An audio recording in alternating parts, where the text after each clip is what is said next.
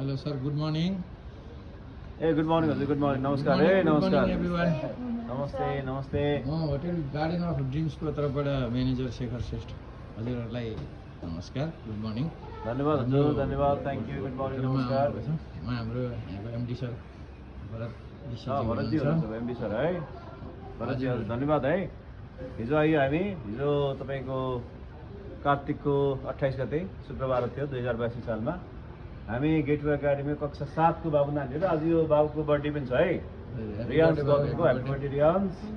हामी आयौँ र तपाईँहरूको जुन चाहिँ गार्डन अफ ड्रिम्समा चाहिँ एकदम रिजनेबल कस्टमा एकदम राम्रो फेसिलिटी, मिठो खाना होइन, अल द फुड नाइस, खाना मिठो थियो, थकालीको एक्सिडेन्ट भन्ने रिमार्क्स आयो होइन। तपाईँले जुन खालको यो एक खालको आतिथ्यता दिनुभयो, we are very happy with this.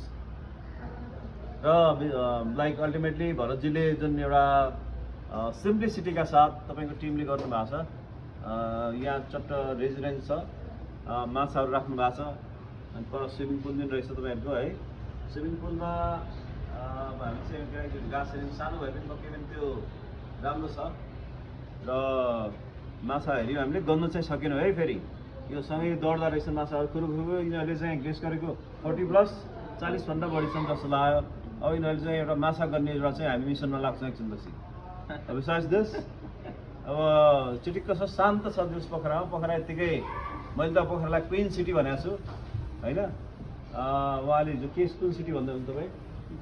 Dream city रे पोखराको नाम, तर मैले चाहिँ क्विन सिटी राखेको छु। द नेम क्विन सिटी, यो सहरहरूको चाहिँ एउटा क्विन हो।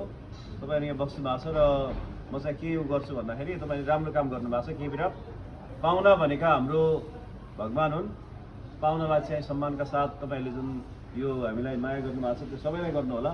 पक्कै पनि यहाँको व्यवसायदेखि लिएर नेपालमा पर्यटन व्यवसाय चाहिँ राम्रो हुनेछ भन्ने मैले आशा गरेको छु। धन्यवाद। धन्यवाद।